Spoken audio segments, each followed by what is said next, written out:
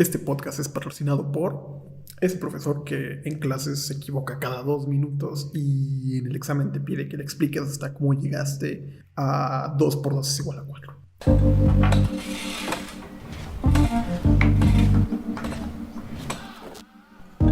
Entre bloques. Un podcast hecho por estudiantes. ¿Para estudiantes? No, para todos los amantes de la construcción. Una producción original de Aga Construction. Tu dosis de arquitectura e ingeniería. Entre bloques. Comenzamos. Hola, me presento. Yo soy Alder Rendón. Tal vez no me conozcan, casi no he aparecido en el resto de contenidos de Aga. Sin embargo, a partir del día de hoy seré su host quincenal. Es decir, Alex estará con ustedes una semana haciendo entrevistas o hablando de algún tema. Yo estaré otra semana contándoles historias acerca de la ingeniería civil, haciendo análisis de la misma o platicándoles de algún tema que me interese en la semana. El tema del día de hoy va a ser el rol de los ingenieros civiles en México, el rol de la ingeniería civil en México, y comenzamos. Ustedes podrían decir qué tema más trillado escogiste para empezar. Sin embargo, todo esto tiene un sentido. En la semana pasada estaba en el internet navegando y resulta que me encontré con una noticia que llamó mi atención. En el marco de los 130 años de la creación de la Secretaría de Comunicaciones y Transportes, el actual secretario, Jorge Arganiz, comentó, y ahorita se los voy a leer textualmente, no se los pongo y ahorita verán por qué. Dice: en lo personal, considero muy importante que seamos los profesionales de la ingeniería civil quienes dirijan, se entiende que es la SST, y tengan en sus manos la responsabilidad de guiar su camino. Chance me corren por eso, porque ahora están de moda los ingenieros militares. Desapareció. No hay rastro en internet de aquella cita. El video se borró, los clips igual, se bajaron de las redes sociales. En la página de la Secretaría tampoco queda evidencia alguna de lo que haya dicho. Desapareció por completo. De hecho, al día de hoy me sorprende que no lo hayan corrido, o más bien no lo hayan renunciado, como suele pasar en estas cosas. Sin embargo, esta controversia nos permite reflexionar acerca de realmente cuál es el rol verdadero de los ingenieros civiles de la sociedad actual mexicana, cuáles son los perfiles de ingenieros que necesitamos para el día de hoy. Sin embargo, primero les quiero contar un poco de historia acerca de la ingeniería civil a lo largo de la historia de México. En sus inicios, la ingeniería civil surge precisamente como una división de la ingeniería militar. Se dedicaba a hacer puentes, murallas o cualquier cosa que ayudara a proteger la ciudad-estado de la que se estuviera hablando. Sin embargo, las necesidades no se detuvieron ahí. Ocupábamos caminos, infraestructura, hogares. Utilizando estos conceptos ya en México, hay que tener presente que nuestro país desde sus inicios ha estado lleno de contrastes, donde existen graves problemas económicos, políticos, culturales. Así pues, México también posee características naturales muy peculiares. Hay que tener en cuenta que una gran parte de su territorio es montañoso, otra gran parte es sumamente desértica, otra gran parte está llena de agua, otra gran parte tiene temblores muy recurrentes. El país es muy diverso para mencionárselos aquí de rápido. Y esto, asimismo, aunado a lo anterior, un gran reto que los ingenieros civiles tienen que sortear para propiciar el desarrollo de la nación. Para esto, uno de los sectores que mayor impulsa la economía del país, ¿cuál es? Obviamente la construcción. Porque, ¿qué hace el ingeniero civil sino encargarse de la construcción de infraestructura necesaria para las ciudades, para el campo, edificios, carreteras, puentes, acueductos, sistemas de riego, sistemas de desechos, plantas eléctricas, lo que te puedas imaginar? Sería muy complicado hablar de toda la historia de la ingeniería civil. Sin embargo, como ya les había dicho, ya me extendí demasiado. Ahora sí, ahí les va la historia breve.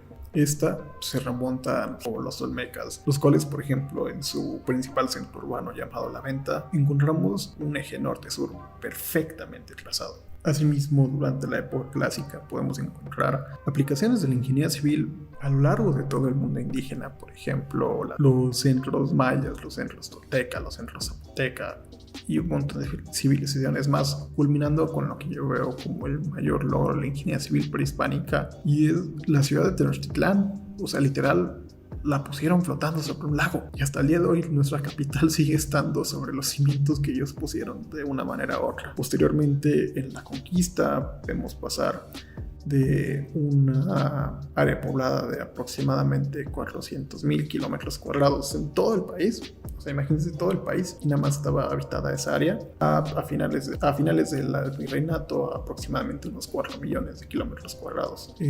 Resultado básicamente de la construcción de caminos, puentes, ciudades, obras hidráulicas a lo largo del territorio de toda la Nueva España, siendo los protagonistas de este suceso los ingenieros, los albañiles, los peones indígenas y africanos que en contra de esa voluntad fueron obligados a básicamente construir un país. Después de esto, por algunos años hubo gran avance.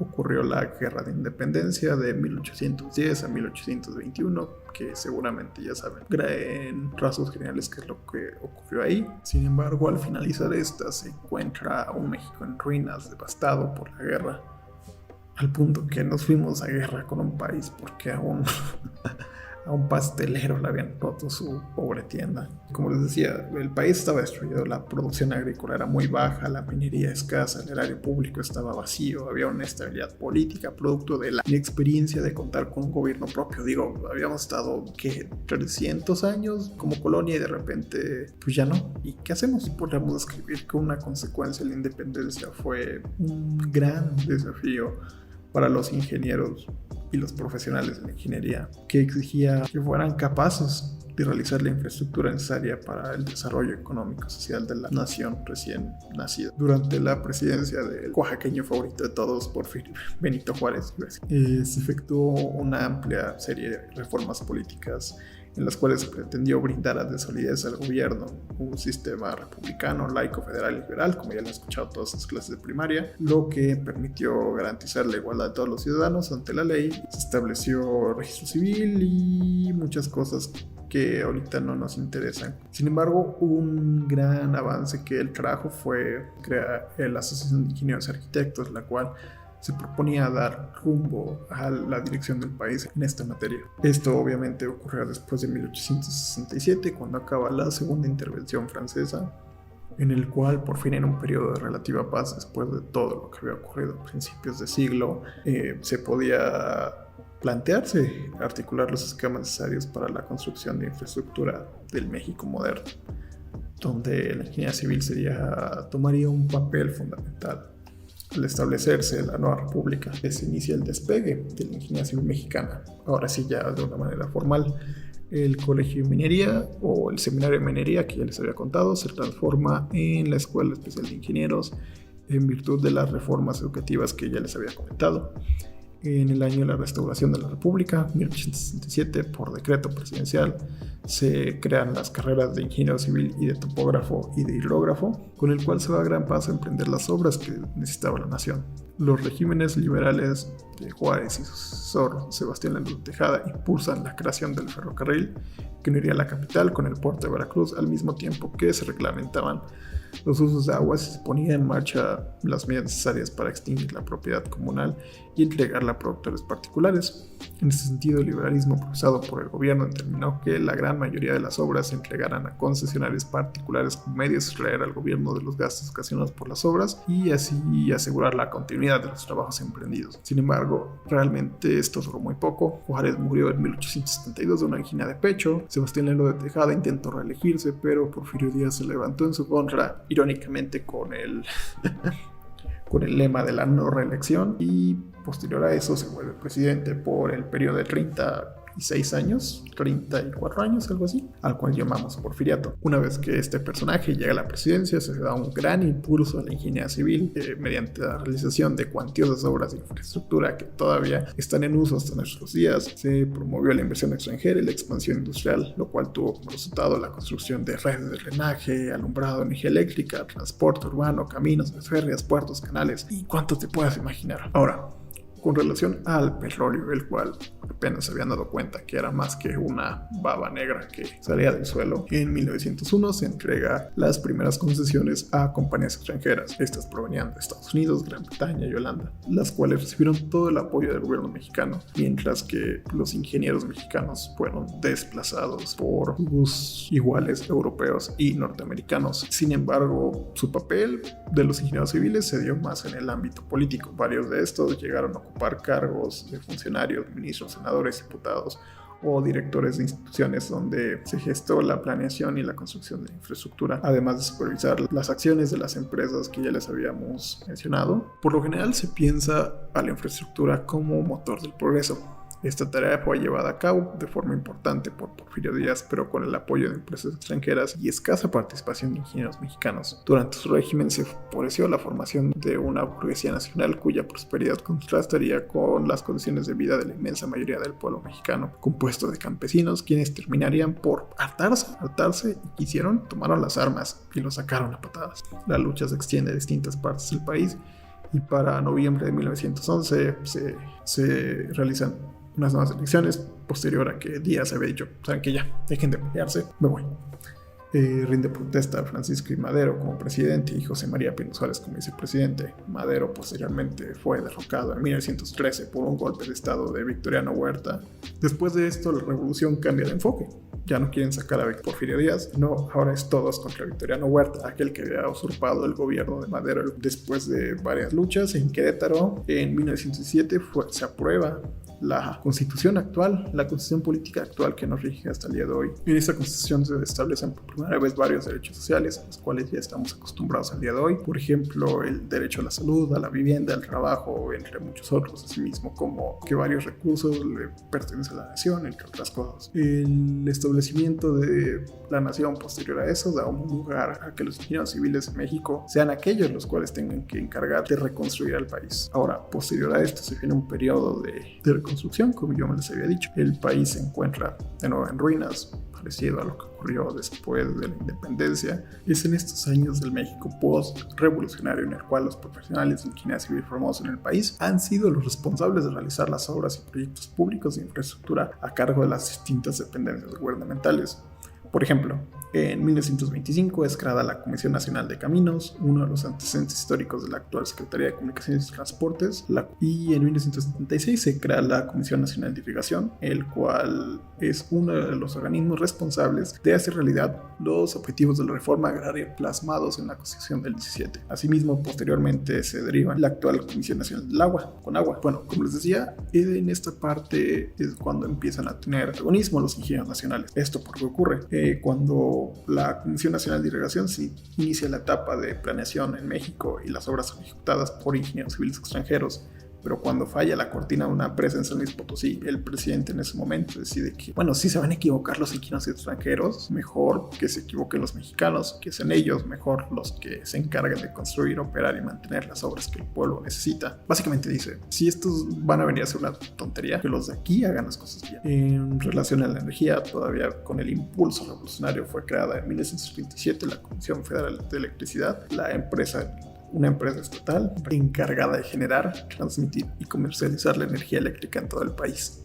También en el sexenio de Lázaro Cárdenas en 1938 fue creada la paraestatal Pemex o Petróleos Mexicanos. Ocurre la expropiación petrolera y esta empresa es la encargada de la exploración, producción, refinación y transporte del petróleo y el gas natural en México. A lo largo de los años, estas dependencias y empresas productivas del Estado se convirtieron en un motor para el crecimiento. En 1930, el ingeniero civil Javier Sánchez Mejorada, secretario de Comunicaciones y Obras Públicas, promueve la primera ley de planeación en México y como primera consecuencia se crea el plan sexenal en 1934 a 1940. Se fortalece a partir de 1929.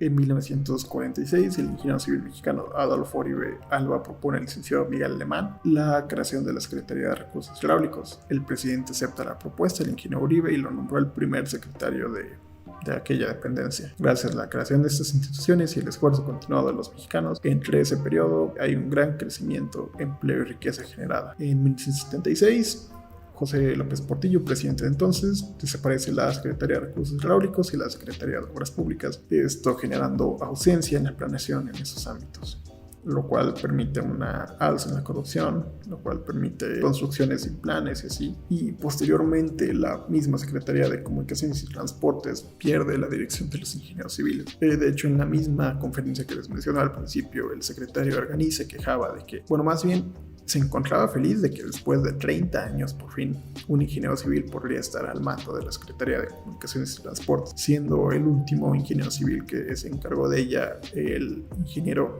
Daniel Díaz, el cual también estuvo presente en aquella ponencia. Expresa que, bueno, les voy a volver a leer lo que él dijo porque, como les decía, se perdió. Dice, hasta que por alguna razón la política hizo que llegaron otros que eran ingenieros civiles hace 36 años. Ahora, se ha retomado y contamos con un secretario que está de paso, que no sabemos cuánto va a durar, pero cuando menos se recuperó la Secretaría para la Ingeniería Civil. Hablar de ingeniería civil es hablar de infraestructura, un recurso capaz de impulsar el desarrollo económico y social por su relación con todas las capacidades productivas de un país, con los servicios indispensables para la sociedad. La infraestructura es educación, salud, movilidad, agua, energía, comunicación y el único camino hacia un futuro sustentable. Sin embargo, a partir de este énfasis en la educación como motor del crecimiento, ha habido un gran rezago. Ahora les voy a poner como ejemplo mi estado natal, el estado de Oaxaca. Por ejemplo, de acuerdo a una encuesta elaborada por Iberdrola México y la Universidad Tecnológica de los Valles Centrales de Oaxaca, realizado a más de 7,000 estudiantes, el 75% no conoce las carreras técnicas de ciencia, tecnología, ingeniería y matemáticas. Eso es por poner ejemplo a un estado nada más. Sin embargo, esto en mayor o menor medida es algo que se replica a lo largo de todo el país, lo cual es una gran amenaza para nuestra profesión, puesto que cada vez menos y menos jóvenes, ya sea por desconocimiento o por miedo, piensan en unirse. A lo largo del capítulo hemos hablado de la SST, Conagua, Pemex, CFE, entre muchas otras instituciones que han favorecido la ingeniería civil en México en la creación de infraestructura que requiere el país. Miles y miles de obras diseminados en todos los rincones de la patria, planeados y diseñados por ingenieros mexicanos y en la mayoría de los casos construidos por empresas mexicanas, han sido fuentes de empleo, formación y especialización para millones de mexicanos. La ingeniería civil en la actualidad y siempre debe reinventarse cada día y participar en la reingeniería del todo. Estamos obligados a mantenernos como fuerza, siempre preparada y dispuesta para lograr el bienestar de todos los mexicanos. Debemos pasar de un escenario de desarrollo tecnológico con un enfoque social a través de los servicios, proyectos a bajo costo y de alto impacto, ciudades inteligentes con énfasis en el transporte y la movilidad eficiente. ¿Qué es eso de estar 3 horas, 2 horas, inclusive 1 hora en transporte diario